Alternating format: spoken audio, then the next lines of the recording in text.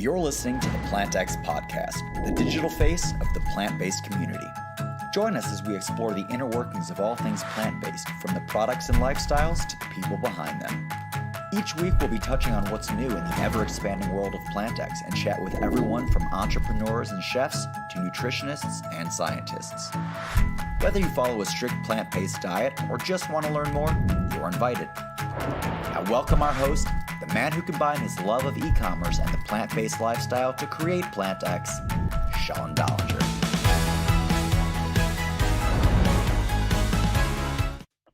Hey everyone, welcome to our 23rd episode of our PlantX Vodcast. Thank you so much for joining us, and really appreciate you taking the time on this Monday evening or wherever you might be to join us. You know, again, thank you so much for spreading the word of PlantX. We keep seeing the investor list go up. You know, we have over 10,000 investors now, which is pretty much unheard of for a company that's been around for only 6 months. Today, we traded a couple million shares. And again, that couldn't happen without you guys joining us each week, sharing what PlantX is all about. And for the customers, the investors, the shareholders who join us each week, and perhaps the new ones who don't really know what PlantX is all about, we're your one-stop shop for everything plant-based. So if you're looking for groceries, and now this week we went ahead and added refrigerated and frozen items, meal delivery in Canada. Next month we'll be launching the United States, pet products, plants for the home, and anything else that you could imagine that's plant-based. It's all brought to you on our platform. And again, what makes PlantX really different than every other platform or any other company really in the space is we're truly welcoming to anybody who wants to give plant-based living a try. So if it's new to you, a lot of people don't even know what plant-based living is all about, and that's really why we're doing the brick and mortar. So sometimes people turn to us and say, why are you starting brick and mortar stores if you're an e-commerce site? And at the end of the day, it's about education. If you look at Tesla, if you look at Apple, Tesla had to educate the general public on why an electric car would be better. I still remember going 10 plus years ago and sitting in a Tesla and seeing how the experience was so different. Or Apple, don't forget, Microsoft dominated the home use market at over 90%. And how did they take away market share? Was education. And that's exactly where the plant-based space is currently. I'd estimate 90% plus of people don't truly understand all the different products that you could consume in the plant-based space and all the unique flavors. Matthew Kenny, joining our team last week with his incredible team, brings a wealth of knowledge and even products that he's already introduced me to by looking at his website and looking at the menus at his restaurants. It's truly unbelievable where the plant-based industry has gone. It also reflects in our numbers. Last April, we were still just a startup. We were just getting our website going. And to report revenue of already over $1.5 million a month should give you some indication of how explosive this space is that we're in. And that's why today we wanted to bring our CFO on, who no one's really met face-to-face like this. And he was one of the first 3 employees at PlantX. And he's been there from the start, and we thought it'd be great for him to come and speak a little bit about those numbers. Lorne, welcome to the podcast. Great, thank you for having me here tonight, Sean. No, it's great, and you know, thanks for all the hard work you've put in up to now. You know, from getting us listed, not easy to get all those financials in order, the audits so far, and maybe you could speak a little bit about how many we've completed, what's needed to take place. We had to create a bar report for purchasing Bloombox UK and all of these exciting things. And the quicker we grow with the vision of Julia, the more work that comes on your plate, obviously, because of all the verticals needing to be aligned. But before we jump into it, we love to start the podcast. How do you take your coffee? I take lots of it. I drink coffee quite a bit during the day, but I am recently converted. So I do have a coffee each and every morning with some oat milk. And then there's always coffee that trickles down during the course of the day. But as you probably know, that afternoon coffee always comes with a chocolate chip cookie. But I do like coffee, but oat milk is what I've now decided to accompany that coffee. When I do add an alternative, I do love oat milk. I find it's the closest thing to milk. And I know a few people who've tested people with oat milk and they couldn't tell the difference. And, we always encourage our viewers who are listening in to subscribe to our channel, give us thumbs up, recommend the Vodcast to other individuals. It really helps. And the reason why I got a little sidetracked there, I don't know if you've had a chance to watch the Taste This series, but I think in episode 2, it was all about alternatives. So any of our viewers and investors who want to take a look, Adam Kruger, I think, did a superb job on bringing this concept that Alex and I had with bringing a vigalier who likes to go out and introduce people to new products. I think it's great, this Taste This series with a new episode every Friday. So just wanted to go ahead and mention that, obviously. And Lorne, before we jump into a bit of the heavier questions, maybe a little bit about the background on yourself and why you were drawn to PlantX, because I know originally you weren't a vegan or even on that path, although that's changed currently. Yeah, I think that's a good point, and especially with the tasting that's taking place with Adam. I was never really the plant-based eater. I had the regular meat and potato type of meals. But as I started to get involved with PlantX and grow with PlantX and meet people that were immersed in this environment and in this culture, and learning about the products and especially tasting the products that we sell, which are fantastic. If you haven't had a chance to try anything that we do as pre-made or meals, I started to become converted. I can't say I'm 100% converted to a full plant-based diet, but those misconceptions that I always had that it would never fill me, or I was never a big fan of certain tastes. They're all now really becoming aligned with what we've been used to, and there's definitely good options out there to replace things that I've once been used to. The food has been great, and now that I've seen what goes into it and the people that are involved, I'm happy to support this culture and keep on tasting the products that we deliver and what our partners offer. So why I got involved in this, I've been practicing in public practice for over 15 plus years. I'm a partner. I co-founded a firm in Toronto, Ontario, Canada. We are a boutique firm, so it's 2 partners, and we have a great team here. But why I decided to get involved in PlantX was really the challenge and the opportunity to get involved in something that was going to have an impact and make a change on people's lives, which I've seen, just dealing with our new partners, our initial partners. But where I specialize a lot of my time in public practice was always around tax and mergers and acquisitions. And that's where, especially at the startup stages at PlantX, that's where we spend a huge chunk of our time looking for those options, those opportunities to get involved. And I take what I've learned, obviously being a partner at a public practice firm, along with some tax structures and alliances from like accounting. And we look for great opportunities to bring into the PlantX umbrella. It was, the appeal of the challenge, but more so, being in an industry that is continually evolving. And, I think we're at the inception of what, the plant-based community is going to have an impact on this world. Yeah, and so far, I think that you and your team have done a phenomenal job with getting things under control.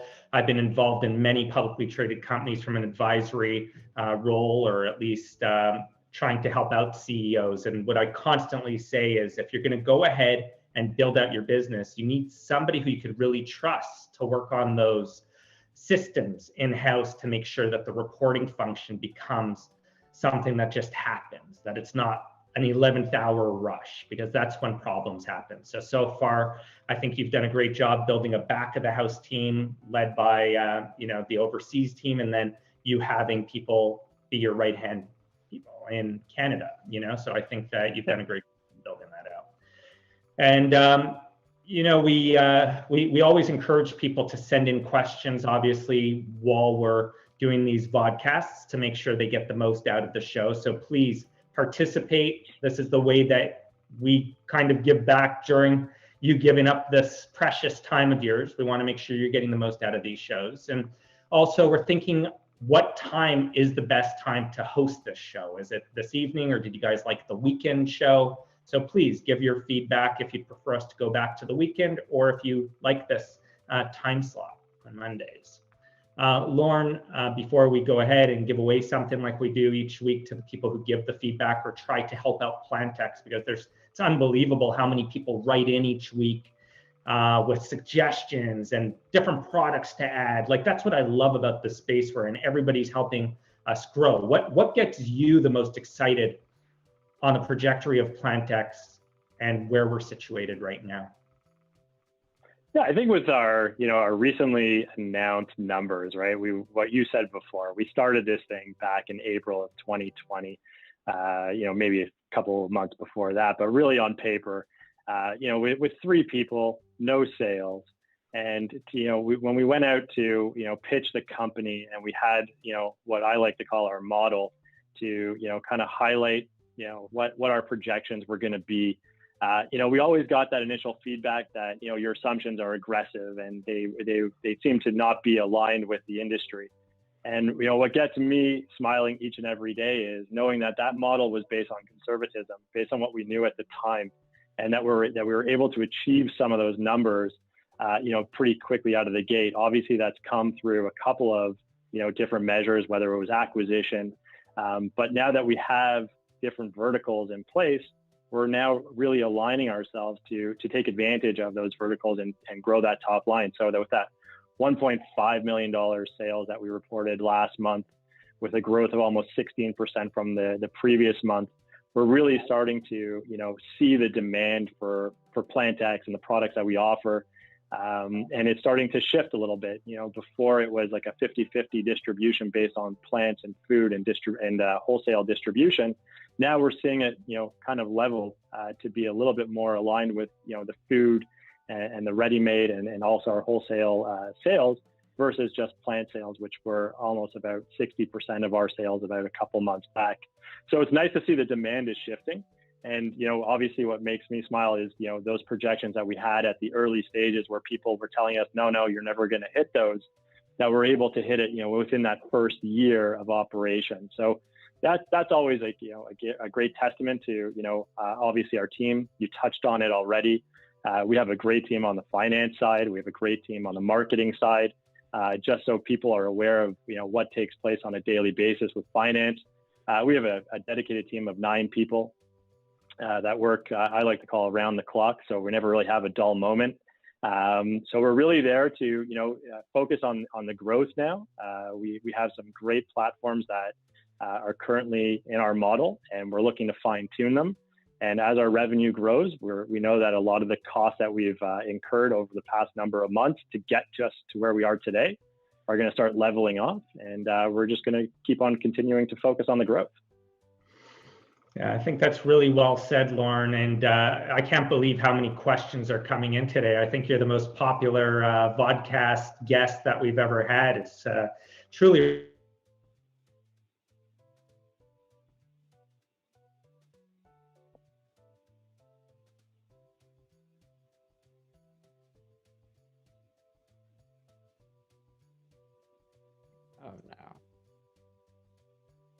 Well, it looks like we have some technical difficulty, what I've been told. So as the frame, I guess, connects, I don't have the list of alluded to before he went to, that frozen state. So hopefully he does join us, shortly so we can answer those questions. But I guess it kind of dovetails to where we were, last time when we were trying to put this vodcast out. Technology doesn't always work in our favor. And, we always have this real-time issue, but we are coming live to you. So do apologize that Sean is a little bit frozen at the moment. I'm getting the questions passed through to me right now. So we do have a question from Alex. Congrats on the growth. But how do you expect to reach your projected sales of 50 to Sorry about that, Lauren, and thanks for jumping in. I was trying to steal your thunder, this has ever Sean. happened. My whole computer froze. Hopefully the angle is good. I'm actually going to do it from my phone so that we could make sure to finish off. Am I straight, or do I need to turn my phone? I see you that you need to. All right, great. Can everybody see me now? I was stealing your thunder there for a moment, just talking about that you being frozen, and I was going to ask myself my own questions that were asked to me. So I'll turn it back to you. Thank you for coming back. And no, thanks for jumping in, Lauren, and I apologize for that. And, like I was saying, it's unbelievable to see the interaction today. I absolutely love how many people are involved, and it just shows how interesting of a space we're in, and the beauty about our platform is the quicker the industry accelerates, the better off our platform is, because we have all these new products coming in. And one person who's been really networking behind the scenes is Laura, and I always hear her son in the background, always encouraging Alex and I for these different partnerships, and then we bring them to you. And it's this is the type of investor, shareholder, partner that goes out of their way. So I know this week you even asked for one of those PlantX shirts as kind of a joke to have on the Vodcast today.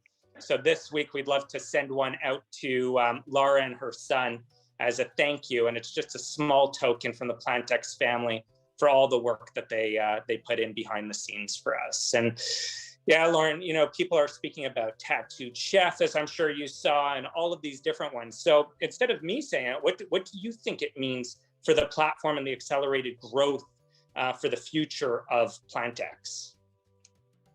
Yeah, I just go back to, the demand and the excitement in this space right now. Wherever you look, whether obviously, I'm kind of in a unique situation being in a pandemic, can't visit too many places during lockdown. But when you visit a grocery store, you watch, commercials on TV, which may sound weird to watch commercials, but you watch like the fast food restaurants advertising the alternative to meat right now. That's exciting to see that, people are now adopting this new lifestyle. So it's really, as I say, it's exciting to be at the infancy of offering this to, our customers, our potential customers, especially educating them along the way. Because as I said before, I'm not fully plant-based, and people may not understand what the plant-based movement is. So it's good that we offer, that education tool, and accompanied with that brick and mortar, but also having our products on site where they can see it, touch it, or taste it. So we really have that unique offering, and I think that's the exciting part of this company. And when people look at our brick and mortar, which obviously we have a lot on the horizon that'll be shared over the coming months, really part of that strategy is to bring down our transportation costs, because these items are unique items, right? A bag of chips takes up a lot of bulk.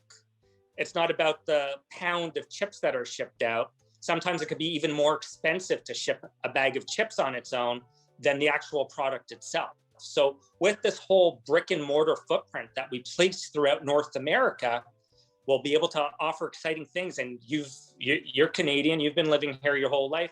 Same day delivery. How many places currently in Canada can you get same day delivery from? Yeah, no, I think you make a brilliant point, right? Because, people ask me, like, why do we acquire brick and mortar when we're in a pandemic and we have, potential lockdowns, and we look at it as an opportunity, and we see it as that distribution hub. And, when we look at a company to acquire, it's not how much profit all the time, it's what could we do with it? How can we take some of those costs and convert it to, making it a production for us? So if we're situated, like you're saying, in different parts of, like, whether it's Canada, the US, in the world, around the world, we're really looking at those distribution channels so we don't have to incur those shipping costs. So, again, we're looking at, acquisitions, a little bit differently than, the typical like M&A acquisition, because we do see opportunity in everything that we're getting involved in. And most of the time, we have like the synergies with whether it's our marketing team, our finance team, or that distribution channel that's going to turn those companies, whether they were in the red before, and we see it that we can turn it into the black, or at least help us turn another division of ours into the black.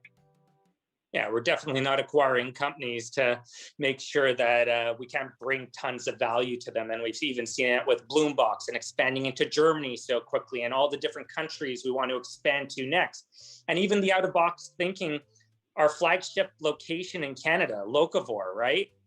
Look at that. Year over year, pre-COVID, we did better numbers, right? And that's that's unheard of. And even when people are saying brick and mortar, what were one of the industries that never closed during the pandemic? It was essential places, right? And again, grocery was categorized as that. So at the worst of times, they stayed open. So I think that we're on a great path. And again, Lorne, thank you so much for all the hard work you put in, making sure to look after all the investors and shareholders. Not only are you CFO, I believe you're president of the company as well, and on the board, obviously, and making sure to take all your years of experience. We just came off a $20 million plus raise recently. Right before the holidays, we closed on, I believe, roughly 12 million. That puts us at $32 million. Maybe, one of our viewers who's pretty active, or he'll ask cash burn wise, what's the including stocks, RSUs, hard cash burn?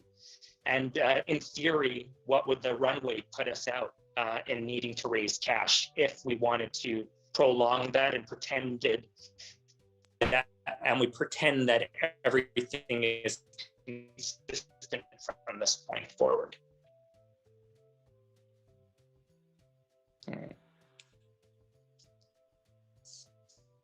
Lorne, could you hear the question or no? No, All right, hear the question. Yeah, you can repeat the question. That'd be great.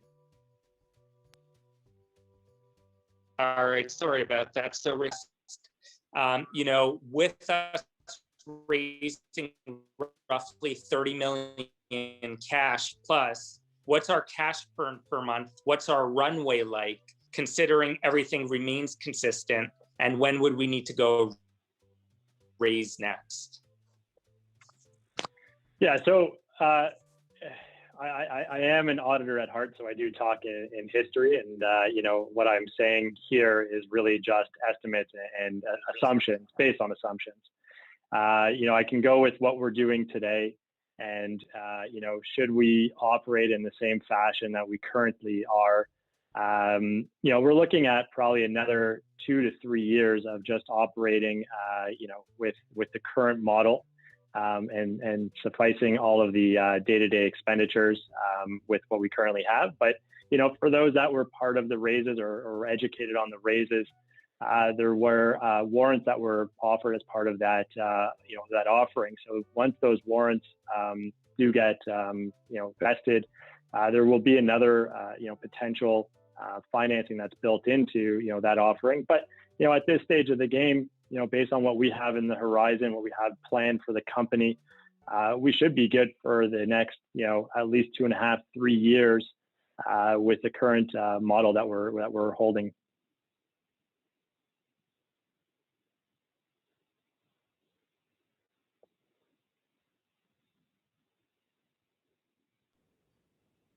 Yeah, Lorne, I sent you some of them.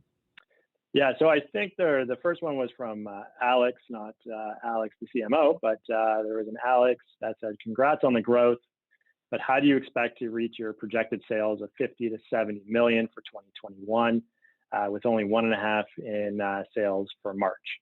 So, again, we're optimistic that, with all of our hard work and the verticals that we currently have, some of those verticals are new to the platform.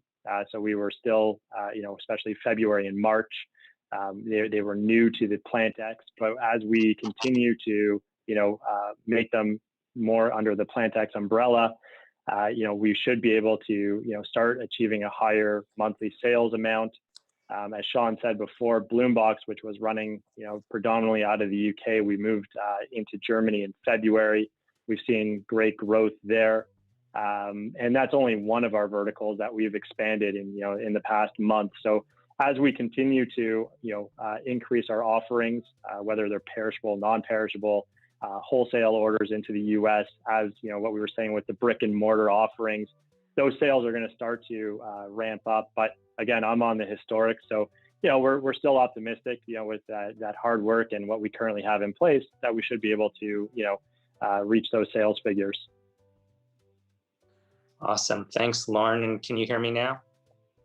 Yes. Hell yeah. Woo. So I apologize to all the viewers, but Lorne, great job. And thank you to the team. And that just kind of shows how the PlantX team is, always jumping in, redundancies in place. And I think that falls right into a segue, obviously, on the accounting side of things. Lorne, to you and your team for making sure that everything's done right. So I'm not sure if you want to close with anything, but if not, obviously, thank you very much for joining this evening.